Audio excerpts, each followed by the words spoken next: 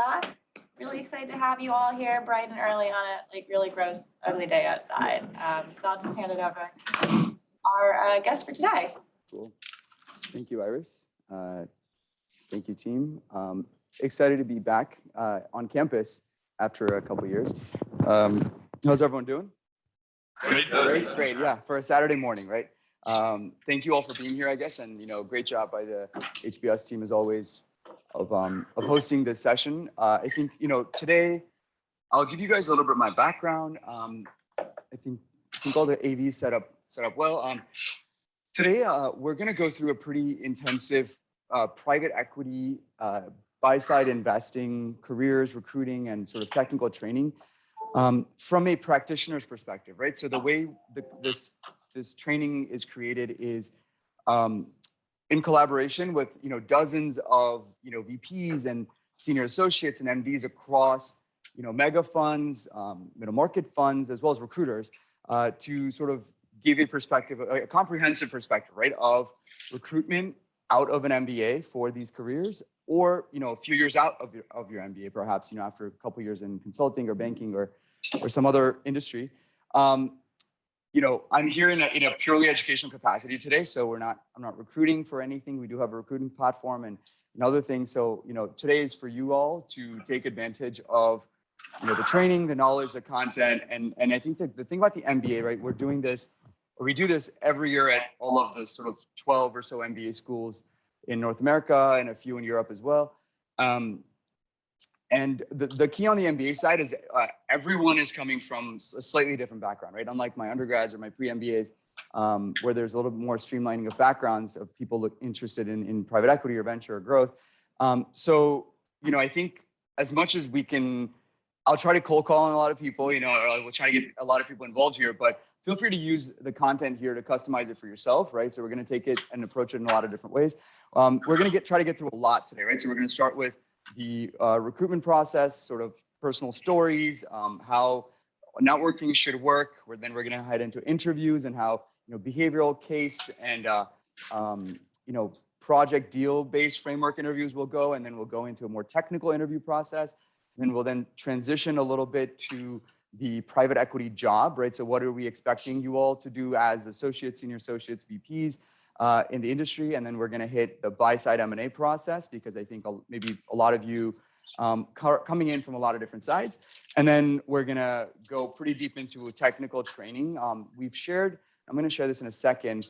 For anyone who's not just registered with the HBS team, but also registered on our platform, I'm going to show you how to access it, but you'll see all of the financial models there. We've multiple leverage buyout models, all the way from an interview model to an advanced and to an expert model. So depending on where you are, you can walk yourself through all those, or we'll go over probably 2 of those in the session today and answer questions around that. We'll go through it in pretty detail. The training slides will also be uploaded, as well as a recording right after the session once we get it from the Zoom side. So okay, so let us get started. First of all, what is private equity? Before that, I'd like to get to know a little bit more about the audience here today. I know the name tags are going to confuse me a little bit, but I'll try to remember as many names as I can. So would love to get. Thank you. So I'd love to get a little more. Maybe background for a few people, and we're going to start. I guess, with a question of who are you? Walk me through a little bit of your background and why private equity. So if anyone wants to, and everything we're going to do today, if I call on you, I'm going to take on a view of a recruiter or of an investor. So we will be, I'll give you a lot of constructive feedback or tell you what you're doing well, right? So use this as a way to also self-improve. So why don't we start with 1 or 2 folks to just do quick intros to kick us off. Why you're here, why are you interested in PE, what's your pre-MBA background, and then we will go from there. Anyone want to start? Cold call. I should cold call. Well, I wish. Okay, I'm just going to point that. I'll start with the front row. How about you? Great. So my name is Cam, and prior to HBS, I worked for 4 years at McKinsey, largely serving clients across our private equity and principal investors division. And I'm particularly interested in private equity because I love the idea of becoming an investor and supporting businesses, helping them grow, but also really want to get involved in the operational side of things. And so I think private equity is a great place to both be an investor, but also think like an operator. Great. So great answer. Let me just make sure the Zoom's working. Okay, I think it is. Cool. So thanks, Cam. Great way to start. I think we'll get to sort of, I think the backgrounds in this room, right, are going to be consulting. It's going to be corporate finance, M&A, investment banking. I think I'm going to ask who here has a pre-MBA, pre-E experience. So there's going to be some folks that are coming from investing backgrounds. There might be people coming from, growth or VC, so a little bit more of an earlier stage. And there might be people coming from corporate or startup or essentially the entrepreneurial side. And sure, I'm missing a few of those things. So also for the consultants in the room, right? We'll talk about the different things you need to check off. You are coming in already serving private equity clients. So you have an understanding of the deal flow and sort of the dynamics around that. You probably have a good understanding of diligence and what are the requirements of diligence in a deal. I'm not exactly sure how much maybe modeling or transaction work that you might have done. Not exactly sure how much like legal diligence and sort of end-to-end, process diligence that you might have done. That said, I think just initial strategies in your case, right? I'd like to get to know a little bit more. Is there an industry focus that you've done or something like that, or geographic focus? So particularly interested in what I would call tangible businesses. So whether it's industrial or consumer, something I can wrap my head around, so that the way I think about it is, as an investor, I'd want to have an edge. And I know that I won't necessarily, without a medical background or a technical background, be as well equipped to, for example, invest in healthcare or any of those more technical fields. Good answer. I think the way I'd position that a little bit is more of almost like why you are a good fit for that sort of role. So not just, I think you're kind of almost there, but you're saying, hey, I'm interested in this, but I think you say, hey, my prior experiences is X, Y, and Z, and I understand this segment or this type of market. So that is what makes me better equipped to be an investor in X, Y, and Z space. So just kind of turn that around just a little bit. And then thirdly, did you work on did you actually work on, you said you worked on post-deal operations, but did you work on the pre-deal kind of diligence and stuff as well? Okay, cool. Yeah. And any particular industry, I know what you want to do, but background that you have prior to, at McKinsey, like what types of clients did you serve? So like I said, The same those clients is what you served. So I served those, PE funds was one bucket, and then the other bucket were companies going through operational transformations. Okay. So large projects where there were fees at risk and where essentially our compensation was tied to the operational improvement. Sure, and these would be funds who would hire you to stand up the company post-acquisition or something like that. Or even just larger companies that were going Okay, through got it. So traditional kind of like large, like company consulting. Okay, got it. Cool. So let's use that as a case study to come back to, because when I do the deal walkthrough, I'd want to pick a case or deal that you worked on and help you walk through how you would walk through that in an interview, right? So great. Thank you, Cam. Anyone else want to go? Yeah, okay, not Tyler. Joe. Yes. Sorry, Joe? Joe, yes. J-O-E. JOE. Okay, all right, Joe. Okay, so I worked in VCG. Yeah. And consulting as well, but I think a different type of experience, and in the Middle East office. And I had Middle East office? Middle East office in Dubai. Okay. So my work experience is very strategy oriented, more ops, and zero exposure to I would say commercial due diligence, etc. I was told that it's almost impossible to recruit for this. Is that correct? So we'll get into that. I think there needs to be a different strategy. I mean, look, you definitely, and by the way, thank you, Joe. I'll come to that in a second. How many people in this room have pre-MBA? I'll just do a survey, right? How many people in the room have pre-MBA private equity, so traditional large cap or middle market private equity backgrounds? Okay, great. Can you just tell me what types of firms you were at? I was at a mid-market firm, Charles Bank. Okay, of course. Yes. Yourself? Morgan Stanley Private Equity. Got it, great.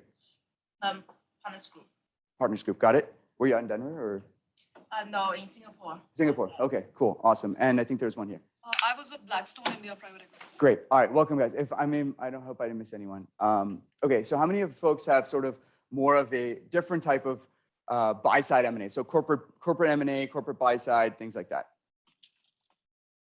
Okay. Just give me a few examples. Yes. Where were you? I was in a macro hedge fund. Okay.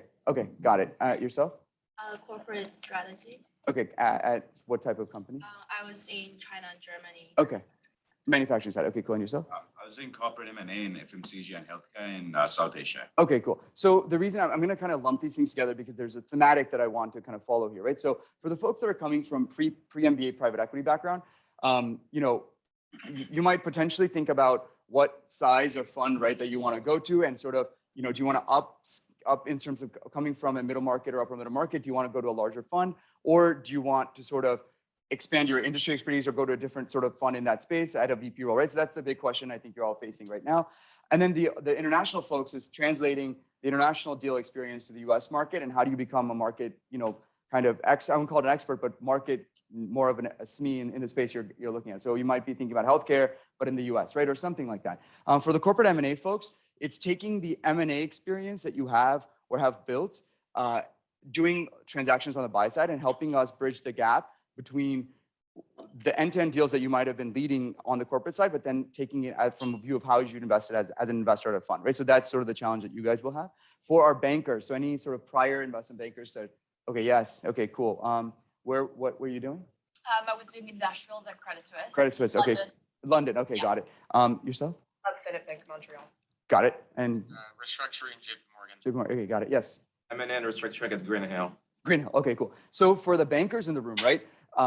It's one you have to sort of, and are you all focused on transition to the buy side? Is that the general kind of idea? Okay, cool. So I think for you, definitely we're going to push you on the deals, right? So really understanding not necessarily only what the deal was, but why you as an investor would or would not do the deals that you want. I think that's the key thing. So I want you all to develop a thesis around the deals that you worked on. I want you to develop a thesis around the segments or markets, so industrials and whatever, all the things that you were covering. If that's what you want to do. If not, if you want to do other industries, kind of do that. How many in this room are like, okay, so we'll get back to that. Consultants, I think there was a bunch. Okay, I'm not going to call on everyone. So I think I generally would, I kind of, you know, strategy, operations type consulting, I presume. For you all, it's going to be a little bit more of deals or projects that you might be working on. And if you didn't have that kind of transaction experience, we'll have to figure out sort of what you did and how you can sort of demonstrate your ability to showcase that you can do that. And we'll get into that in a second. And I may have missed sort of entrepreneurship or sort of startups and things like that. Yep. Okay, cool. And are you guys, and again, there's quite a few hands, so I won't individually call on you, but are you looking to, you think at this point, I'll ask a broader question. How many folks here are interested in late stage investing, which is more private equity first? Okay, so the vast majority, good, you're in the right place. So how many people might be open to, and when I say interested, I don't necessarily mean you're recruiting right now. It's like, I'm interested in this field and I want to assess sort of my, you know, chances of getting in. How do I strategize to get there, right? And how many folks might be interested in more like growth stage or early stage venture capital? Okay, cool, and there's some overlap as well. All right, so I think, look, the key, and I'll get, and you know what, I didn't do this. I should just quickly give folks my background. And share the screen so everyone can see. Cool. So I got my MBA from Chicago. I joined Goldman actually. So I wanted to go into private equity, but post financial crisis, the markets were very different from where I was today. So my pre-MBA background was consulting, and so I went into M&A to build that M&A skill set, because the consistent feedback that I was getting is I did not have sort of the M&A skill set that I needed to get into private equity. So I went into Goldman, post Booth, covered financial services industries, and that's my LinkedIn. I think my team has shared an email, but if folks want to connect, again, today you ask any questions you want, but if there's still things you need to go over after the session, you know, you can shoot us as a message. But so I covered financial services M&A.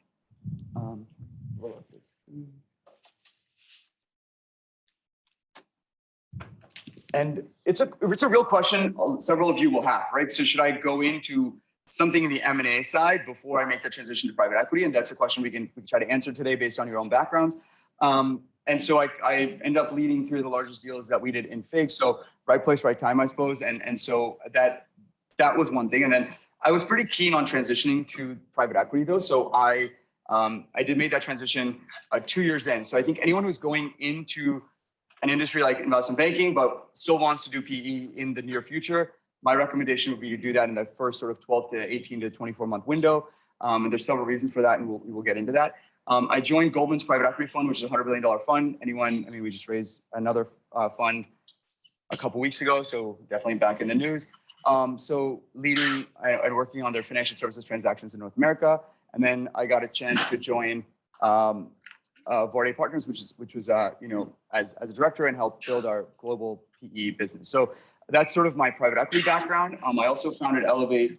The reason, actually, anything else? So I've also been involved in recruiting across the board. So for the last 8+ years across all these funds, within Elevate, we partner with some of the large sort of and middle market PE funds also. So I think, so that's sort of the background of the recruiting.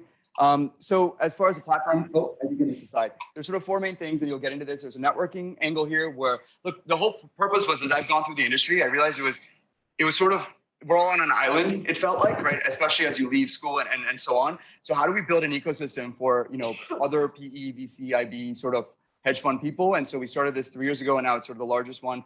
We, as much as, as we work with all the MBAs, we also have a huge presence in all the undergrads. So at the undergrad level, I see 80 to 90% of all the private equity IB talent that goes in right after undergrad. And then at the MBA level, obviously, we see all of you guys, amazing, MBAs who are looking to do the same thing. So we have a cross sort of firm, school, networking platform. There's a recruitment platform, the training platform, and we're building an investment platform as well. So more to come on that. Recruitment-wise, you'll get more information on this, partnered with large firms, middle market firms, et cetera. Anyone interested in VC, I will say this, I'll send out a note, but Modern Ventures Partners, or MVP, Ventures out in Menlo Park is, we're helping them find part-time VC interns at the MBA level. So I'll share with you the way to apply for that. It's great sort of during the school year internship for folks that want to get into VC. It's sort of the overall network. The things I'll point out too is we're having a private equity MBA forum. These are not the actuals, these are the speakers from last year, but in the next few weeks, so something you all can join. And then also I'll show you guys the place where you can access all this info here. So if you go in and you click on the portal, this is your training today. So if you guys go into the HBS training, you'll see all the models here. The video will come in soon, as will the slides. So you can do that there. You can also access all of the events on this profile. And these are not just university events, but all the firm events. You can access Finect, your like matching platform here. You can access the Academy, which is about 500 videos of, like, let's say you're like, hey, I'm really interested in, I don't know, Warburg Pincus. And you can go here like, hey, what is the interview process like at Warburg? And so these are literally from professionals that work there. And then you can also access your jobs here. So this is the thing we're talking about, the VC part, VC principle, but other things as they come up. So sort of a comprehensive platform for those things. So does that make sense on all this? Okay, cool. So let's keep going. So let's go into what we talked about here. So MBA private equity recruiting, we touched on this a little bit post MBA. There's 2 slides here. The first slide's on people who are coming from private equity. So the handful of people in this room who have that background. For you, it's going to be about 40 to 50% of headhunter-based approach, where headhunters, reach out and you go through sort of traditional recruiting and interview processes. But the other 50%, especially for the folks that are going into more middle market funds and so on, will be self-driven and networking based, right? So what that means is you sort of need to first, and we'll get into networking, but you need to create a market map for yourself. And the thing is, I think one of the cameras is just showing half of the screen. So let me actually put it maybe down even more. Okay, no. I think I'm sharing my screen, so it should be okay. I just want to make sure anyone who's recording the session is like, or watching it later.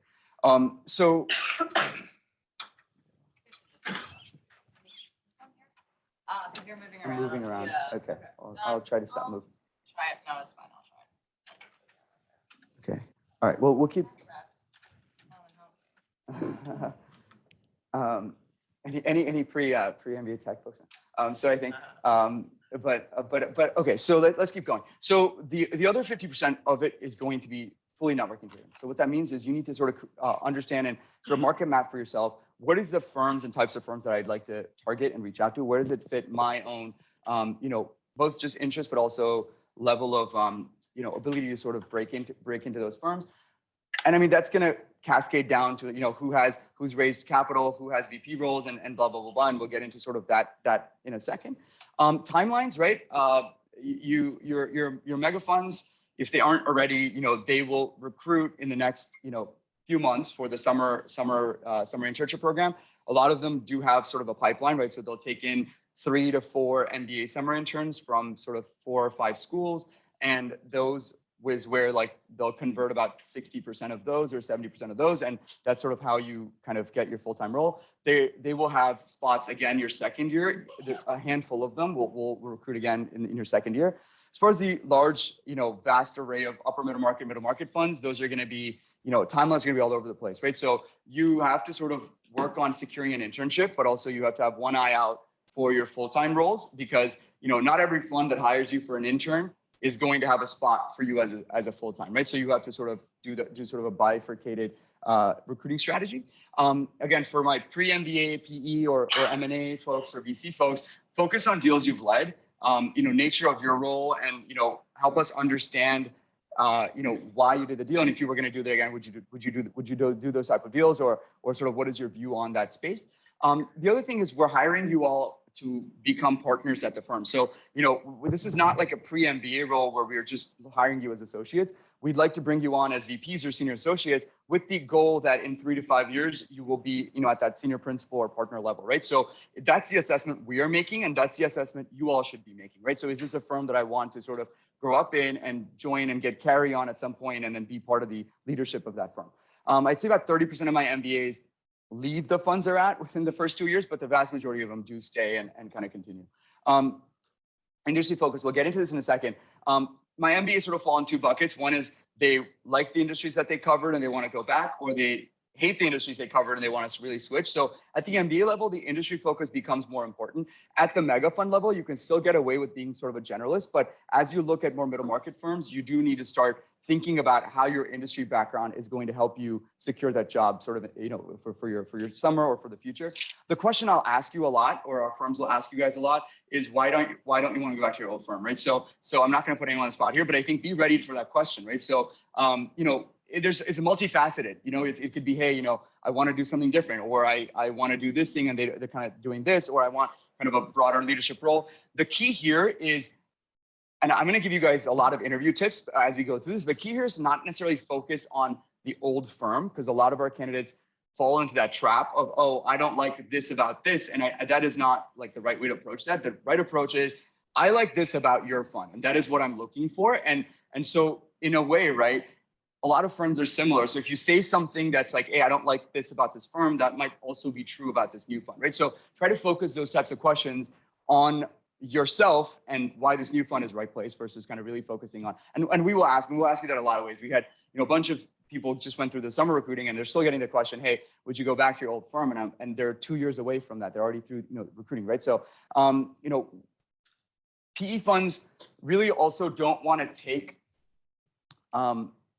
massive risks. So they don't want to give you guys offers and then have you rescind and things like that, because they're also going through just like a deal, right? You get to the investment committee and you're presenting a deal, and then if it goes away from you, then it looks bad on the practitioners also, right? So we really want to make sure that we know you will join us before we got offers. So you may only get soft offers, or we may get things like, if you were to get an offer, would you accept, things like that, versus an offer right away. So we'll get back to the offers later. And then you need to check the box on modeling, investor mindset, diligence, deal execution, communication, all that stuff. And we'll go over that for you guys in just a few minutes. All right, so for the vast majority of the room, who's coming from a non-private equity background, depending on your background, right? So in your case, if you sort of target some of the more operational type funds, or the ones that kind of translate into your industries that you're coming from, you might be able to have reasonable success with headhunters, but know that headhunters also are very focused on sort of placing, buy-side people into post-buy-side roles, or pre-M&A folks into buy-side roles. But for the vast majority of folks here, it's going to be a self-driven process, right? It's going to be, yes, headhunters are going to help you on some of these roles, but the majority of these roles, either on the private equity side or the growth equity side or VC side, are going to be ones that you identify as opportunities that that are uniquely interesting to you and your background, you outreach to all the principals and all the people there. And then over the course of your 2 years, and it is really going to be for the majority of you, if you're going down the private equity path, a 2-year process to land on that ideal role for maybe March of next year is when a lot of you guys will get that final role. Again, everyone's going to be different. You also need an angle, right? So I always kind of say the next bullet here, first let's answer what is your skill set. So what I'm looking for is a combination of deal transactional, strategy operations, growth, capital structure, and sourcing, right? So that's sort of what I'm looking for in a candidate. But you will be coming from all of these different backgrounds. So you really need to own the skill set that you're bringing to the table. So in your case, you could talk about strategy and operations, but I think you should also talk about the deal transaction side since you've got that exposure. You could potentially talk about growth. I'm not really sure what kind of deals you were doing. And then your sourcing, we can see if it's applicable. And that's going to apply for a lot of people in the room. So take the skill set that you do bring to the table and really, focus on that, and then try to find other ways to, talk about how you will be that perfect candidate across these other things. So that gets me to, you need a value or angle. Kind of, you said, what is your angle? What is your kind of value add here? And where I would start, if you don't know where to start, is choosing an industry where you worked on, choosing maybe a geography that you're coming from, or kind of going back to prior relationships or prior connections in the space and building it out that way, right? So let's take a couple of examples. Who here has already started thinking about this sort of recruit? Yes, in the back. What's the question specifically? The question is, what is your approach? Like, what is your value add? What is your angle, right, in terms of making that transition? Okay. I mean, I don't know. You raised your hand, so I was just going to call you. I come from a totally technical engineering background in the aerospace and defense industry. So developing like combat systems, for the government essentially. So I'm really trying to angle towards anything that's specific in aerospace and defense, but specifically kind of like government servicing. So understanding how the government wants to spend money from, typically they were investing a lot of technology for like a land war in Middle East, but now things are going to the Pacific. So the types of technologies that you need to support that, and how do you structure kind of some of those investments, and what companies are kind of dominate the supply chain, kind of going into this next phase of the U.S. military development. Got it. So, and was you're talking about structuring these deals going forward? Is that what you were actually doing also? You were structuring these transactions? I was essentially like a technical engineer that was writing the technical proposals for the government to say, hey, we have these really cool technologies. This is what we're going to, the package of what we think you should invest in. Here's how much it's going to cost. Here's your schedule. And this is what we're going to do to execute. So, I mean, we were kind of like pre-RFP trying to source these new deals, but I was the one saying, this is what we should do in structuring how that's going to go, kind of from a technical side, but obviously not as comprehensive on like the transactional and financing side. Sure. So so look, coming from someone who has that specific industry background, right? So positives is the industry well, the players, sort of what it takes to be successful as an investment, perhaps, et cetera. I think you're right. What you are lacking is sort of the transactional side of leading deals sort of end to end. So in your case, I mean, we can also chat offline here, but it may make sense to get some sort of a transaction experience for your summer and translate that into something more full-time. I think I would broaden it out a little bit from maybe I think focusing on aerospace and defense is great. And there's maybe 4 or 5 funds, and I could point you to those at one of the breaks on who do that. But they tend to be large funds, right? Because the amount of capital that goes into this space. So I'd maybe even try to broaden that out a little bit to other industrials type funds, middle market side, and see what the traction is. Because I think what would be attractive to those funds is your understanding or knowledge of that space. So the slide here on sort of what is your value add, it's your industry background expertise. I think where you need to go is, I actually liked your pitch, the way you sort of pitched it. You need to sort of take all the deals or take all the projects you worked on and kind of completely flip to looking at it as an investor, right? Hey, look, like this is how I've built my skill set. But I think what I've always been focused on or trying to get focused on is how I do this deal if I was on the investing side. And that's how you'd have to sort of convince the folks there.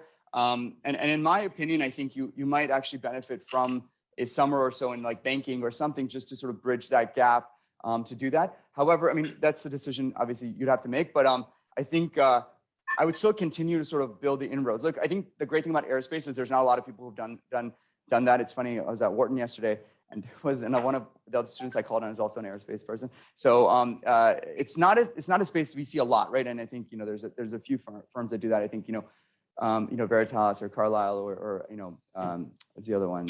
Pine Island. There's a few ones that do that. So yeah, I think that would be my approach in your case. And we'll come back to you in a second. Anyone else want to sort of try out their value add pitch? I'm gonna check this screen.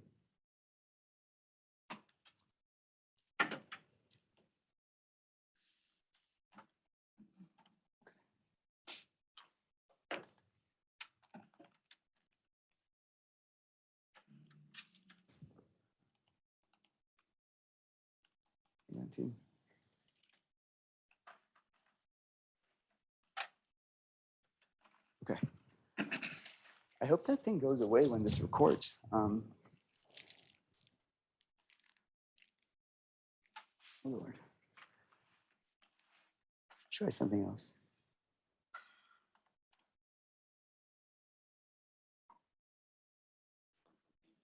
Do you want to send the link and check? No, I think that's, I'm more concerned about, we're gonna post the recording on the website. And so it's more of, I don't want it to like cover the content. So people are like, we can't read the slides on the recording. So that's the issue. But now there's that little bar. Try Alt Oh, Lord. H. Okay, say that again. Try Alt H or the H to minus. like hide it. Okay. Yeah, or the minus bar, or the minus button. Oh, this thing. All right, I'm just gonna move this guy away. So Alt H, Command H. Oh, no. All right. Okay, we'll go with this. And all right, cool. So anyone else want to sort of do a quick like background value add? Okay, no, we'll keep going.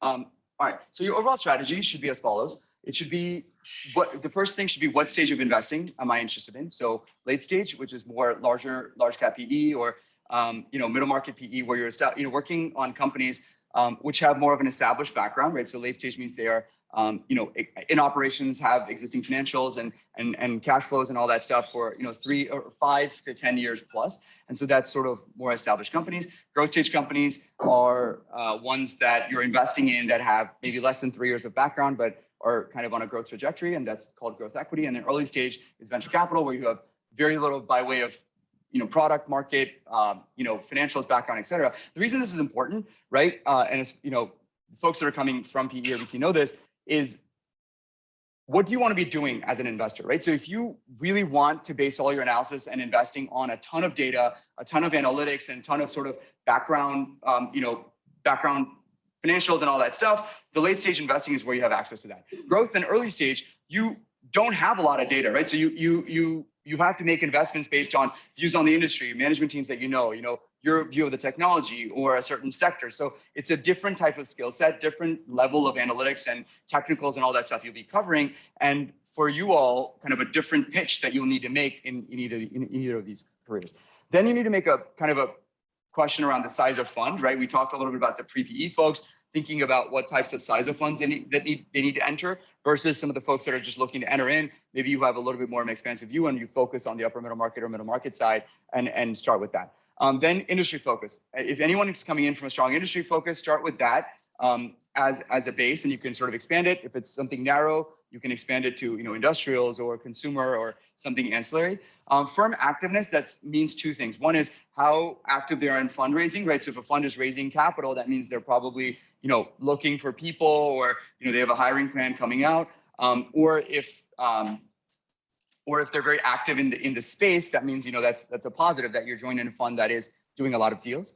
In today's market, there is a lot of dry powder, so it's a little bit more favorable. I think the job market in generally is not great, but the private equity market is okay because there's a lot of capital to invest. So I think what'll happen is as there's more dislocation in the market, right, we're going to invest a lot more capital, which is what's happening now.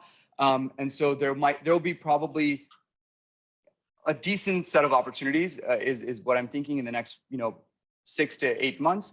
And then the type of investing you want to do, right? Is it traditional leverage buyout investing, which is traditional PE as we talk about it? Is it more operational stuff? So you want to join a firm that has more of a focus on buying and building, or kind of building up portfolios of firms. I mean, a few of our clients, right, they are spin-offs of larger PE firms, and what they do is they do the buy and build strategy. So they buy a company, they spend 6 months diligencing and buying sort of a company or an operation, and then they add on, 4 to 5 deals over the next 2 years, and it becomes 2, 3, 4x what they have. So that may be a strategy that our consultants have used in the past, which is a lot of the work you're doing is understanding and analyzing the build strategy as opposed to, a lot of, upfront deal work.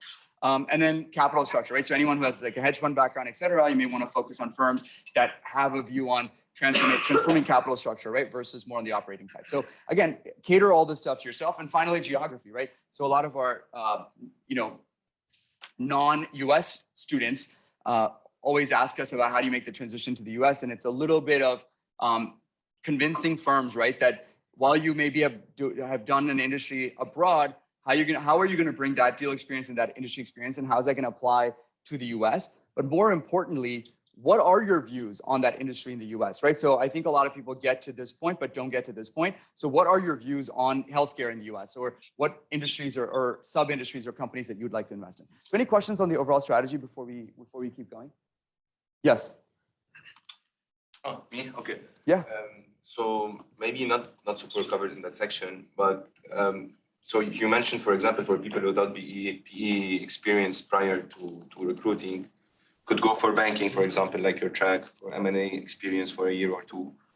What's your take on, for example, the ops arm of PE funds, like, for example, KKR, Capstone? Yeah. Is that a good also path to basically transition to the investor side? So, yeah, look, I think it's been done. Like both of so the firms that have like large operating arms, right, that have sort of in-house consultants, almost like when they come in and they do. So the firms, the function that Joe's referring to, right, a lot of firms have a division, right, that we bring on once we do a deal to help us extract the most value and sort of help that company grow in the best way. So they'll be involved as our sort of, in-house consultants in some ways, or in-house sort of growth people. They're also involved in the diligence phase, right? So they will help us understand the market and understand the company before we even do the investment.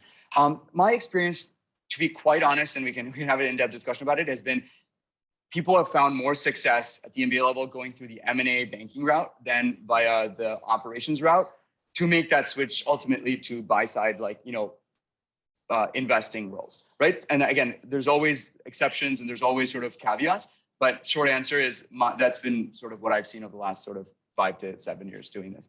And there's a lot of reasons for that, right? Like I think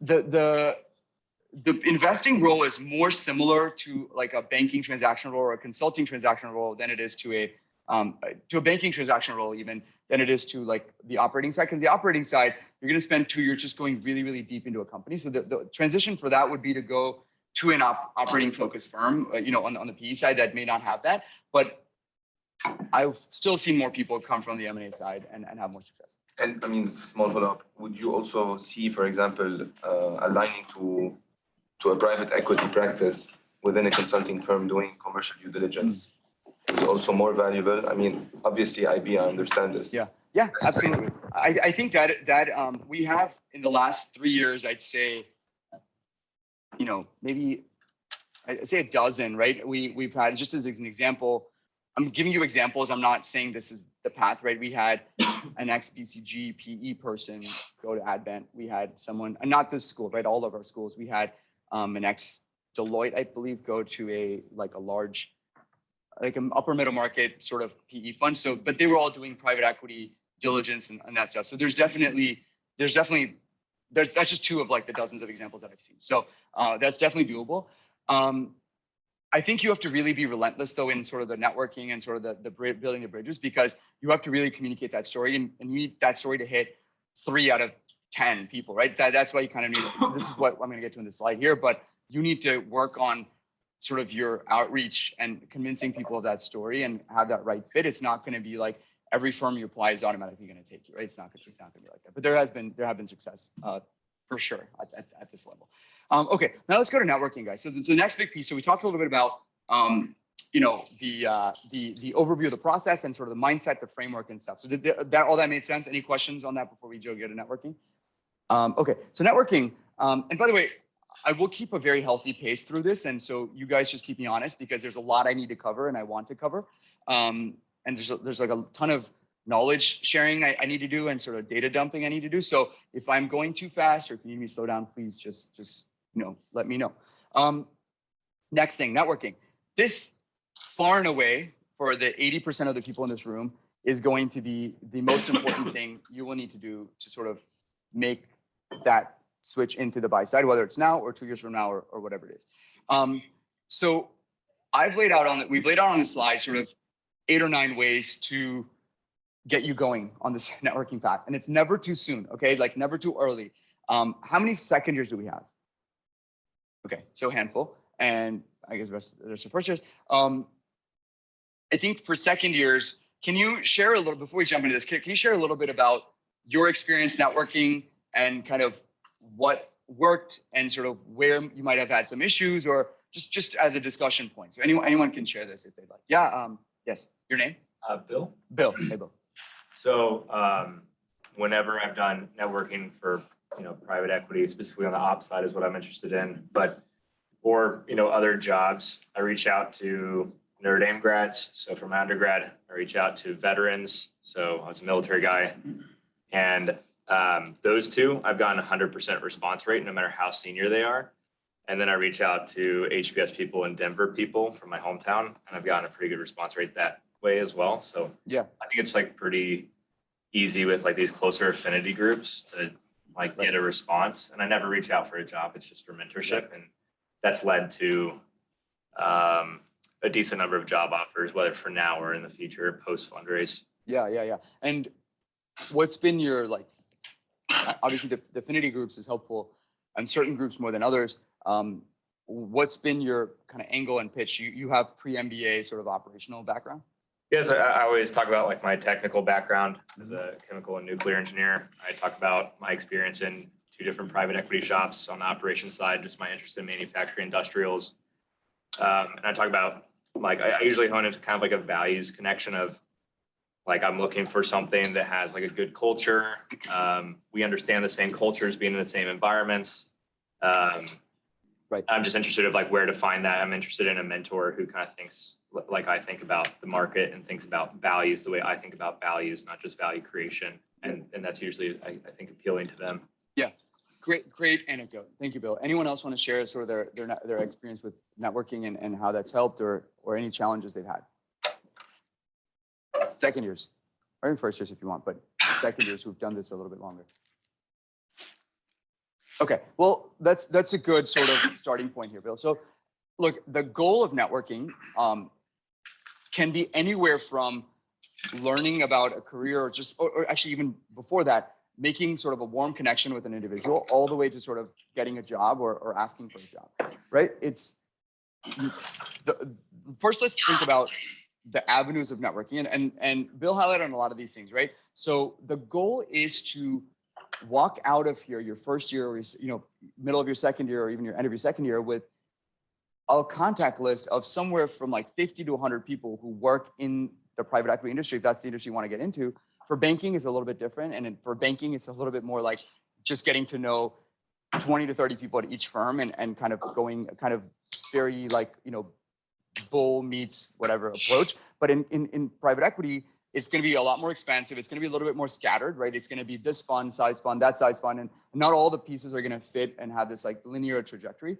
But the goal is to walk out or get into your second year, if you're first year, with a list of 50 or more contacts that you've gotten to know, had 1 or 2 conversations with, that know who you are, know what your background is. And when the time is right, you would be on that sort of short list of people who they would reach out to for getting a potential internship or a job, right? So it's often very challenging, or if your approach is, hey, I'm gonna get on this call and get an internship out of it, that is not gonna work. And that's really not how, I see Bill like shaking his head, that is not how this industry works at all. And the reason for that is, right, anything that's not a headhunter sort of role, which is, again, networking helps there, but the headhunter sort of, we connect you guys, our headhunter team site connects you guys to the firms is a little bit different. But if it's a not headhunting role, the goal is the firm may be recruiting, may not even advertise that they're recruiting, right? They may not even have roles that are open. They may say, hey, we have a potential spot that may translate into X, Y, and Z. A lot of times, right, 2 years out, it's really hard for me to predict what my headcount needs to be, right? So I don't know how much we would have deployed. I don't know how much we're going to be fundraising, et cetera. So the best thing you can do is keep those connections warm throughout the course of your time here. And then such that when they are recruiting, you are in that process. So let's first talk about how to do it. I think where a lot of our students struggle, and Bill, I think you've done a good job of it, laying this out already, is just starting out. Like, so how do you start out, right? So what is the first 5 things that you do? And so I'm going to break out networking into 3 sections. One is outreach, one is sort of messaging, and sort of one is follow-ups, right? So let's start with outreach. After this slide, I don't want to hear anything of I don't know how to reach out to people, or I don't know where to go, right? So let's just get it all out now. Ask me anything you need on this stuff, and then starting tomorrow or Monday, let's go out and try to see how this goes for each one of you, right? So the first area to start out, Bill highlighted this, is your undergrad or MBA alumni. Okay, so wherever you went to undergrad, you kind of have to uncover a lot of rocks here. And so first start with the alumni list. Maybe you start with the alumni who graduated from 2017 to now on your undergrad, right? Some year that they're at that associate VP, partner level. And then I think the HBS list is also going to be helpful. I think the undergrad one is going to be good. Any other affinity groups that you can reach out to. And then go up and down the levels, right? So there's certain firms you might have more success with, like partners, because they're more involved in the people side. There's sort of certain firms you may be more success with the associates or VPs. A lot of it's also timing, right? So we're extremely busy. So it's not like we can respond to your email like the week after it comes in. So by the time you get me on the phone, it might take a month, right? I have to respond to your email, then I have to tell my assistant no, that hey, set up a call, and so on. So give yourself a lot of time to sort of have these things happen. So we'll get to that again in a second. MBA is great, right? HBS alumni, we've hired a lot of you guys, but also just generally I found to be reasonably helpful in the process. I think you have to communicate value though, like, right? You have to say, hey, just like, Bill or Joe, like the 2 names I know so far, like those guys, they reach out to me. If 100 of you all reach out to me and say, hey, I'm an HBS alum, and if I happen to be an alum, I'm like, okay, why am I can't give 30 minutes to every one of you. So why would I choose you? And so I think you have to be very targeted in your messaging, and we'll get to that in a second. So HBS, I think, is great alumni-wise. It takes, I think, folks a little bit longer because they're a little bit more senior. But if you communicate a value prop and communicate from a point of, hey, I'd like to learn more about this. I'd like to learn about your story breaking in, or I'd like to learn more about your fund because I'm interested in that space. You have sort of a higher chance of getting those responses. So the alumni network is where I'd say about 40% of our roles sort of come through. And so that requires you to go out there. The second big area where the second 2 big areas that I've seen are people you worked on deals or projects before. So in your case, if you've advised clients, right, that have to be funds, you say, hey, we worked on this deal. Hopefully you still have a good relationship with them. And I'd love to sort of, I'm at HBS now. I'm looking to go into PE afterwards. And I'd love to sort of hear about X, Y, and Z. Like, we worked on this project together, right? And I'd like to hear about your experience, or I'd like to hear about sort of what's going on in the space, or frankly, just get some advice on, on sort of making that transition. And I think the more you can pick people that have similar backgrounds like yourself, so ex-consultants that have made the switch, I think the more customizable you can make your story, right? So I'd say kind of feed a little bit into the ego of that other individual and sort of, help them help you, right? Or help them sort of help you out here. Yes? This may be a silly question, but do you recommend like LinkedIn Premium for this type of process? I think sure. Like if that's a way, like use any tool under your power to get in front of someone, right? So if these emails and whatever's not working, I think LinkedIn, look, I'm trying to think who on LinkedIn will be more likely to respond to you than maybe people in your own kind of network. But if you can't find someone's email or something, I think it's completely fine. I'm going to get to warm and cold connections in sort of the LinkedIn phase here, but I think the further you kind of go down these first 4 things, like the chances are higher with the more common connections and warm connections versus cold connections. But I don't think it hurts. Like it's fine. I think it's helpful to get some people's background. Sometimes they have their emails on there. I absolutely think you should use every tool you have. You don't need it, but you can certainly use it. Yeah. On that question, there's like a plugin that you can get called Apollo that helps you find the emails for every LinkedIn page. So I can share that with you, Jack, if you want, Thanks, or man. share that with anyone in here. Amazing. Yeah, great idea. The goal is team, right? It doesn't matter how you get a role, or it doesn't matter like what all the things you did to get. It's just like a deal, right? We would have, innumerable lunches and dinners with the management team. Like if we really like a company, to win them over as like the best, bidder. Maybe the other bidders are doing the same thing. I don't know, but it's in my job to make sure I have a good relationship with the teams that I am trying to bring on our platform, right? So similar to that, right? Do whatever you need to sort of get what you need, and it's going to work differently for a lot of folks. A lot of folks don't like networking, don't like getting on calls and sort of doing that. And so my advice is like start getting yourself in the mindset of doing that, because that is the rest of your career, right? You're going to be, whether you're a VP, then you're trying to convince management teams to work with you, whether you're sort of a partner, you're convincing LPs to invest in you. That's what you're going to be doing the rest of your career, right? So let's just get in that habit now.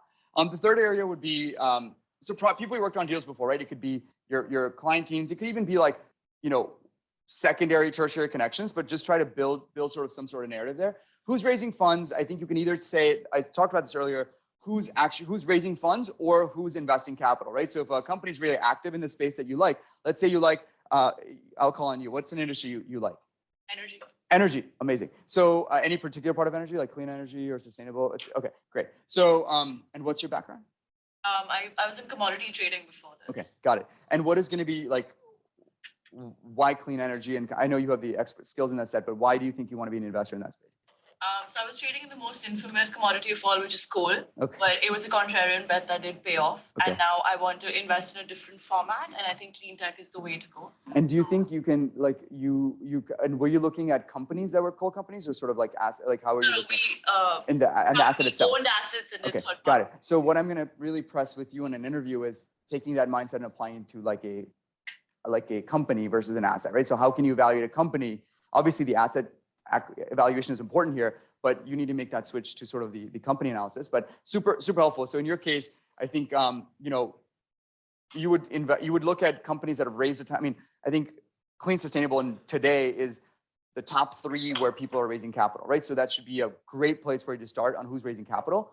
Then presenting your value at, hey, this is what I know about this space and why I'm a good fit for this or this fund or whatever. And then you can also go the approach of who's investing in that space. So like, what are the deals that are getting done? Hey, I really like these 5 investments that are made. Those are the investments that I want to make. And then let's go and see who invested in those companies. And then let's reach out to them and say, hey, I really like your thesis on this company. This is my thesis on X, Y, and Z, and this is why we should talk, right? So I think you can either take a top line approach or a bottoms approach, right, for that industry. Does that make sense to people? Okay. So, or then warm and cold connection. So here's my LinkedIn stuff. I think the best way this is going to work is if you're targeted, right? So you can't just go and, message every single PE, partner in Boston or New York and say, hey, I'm interested. I think you take a targeted approach of saying, hey, I have this energy background. I love what you guys are doing in the space. I saw you went through X, Y, and Z here. I'd love to sort of just, have a conversation around the space as well as sort of the firm itself. Try to come from a little bit of a place of, hey, like, your goal is over time to elevate these conversations beyond just, hey, I'm like someone who needs mentorship, to, hey, I would be a valuable addition to your team. So the more you can sort of make that jump, even in the first conversation, the better off you are with that. And I'll come to that concept in a second.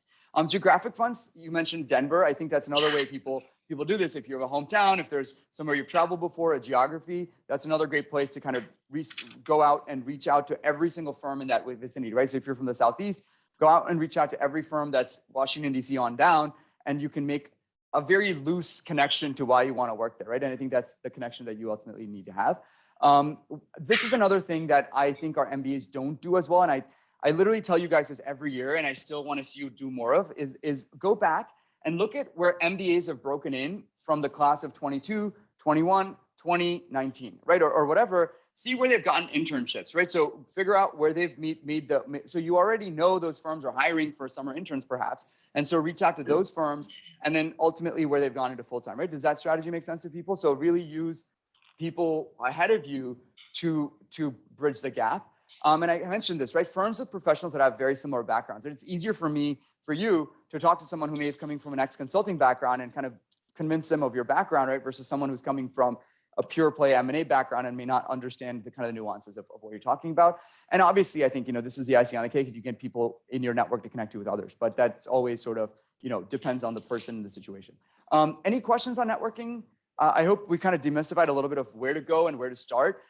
Just be really organized, and I'll, kind of have your spreadsheet. If you start a spreadsheet, it's going to go. I don't know, Bill, how long your spreadsheet is, but it's going to grow and grow and grow and grow. The thing on that, I think I have a slide on this next, is, and this applies, by the way, to, the second thing here, I won't hit on this a lot, but I've already covered this a lot.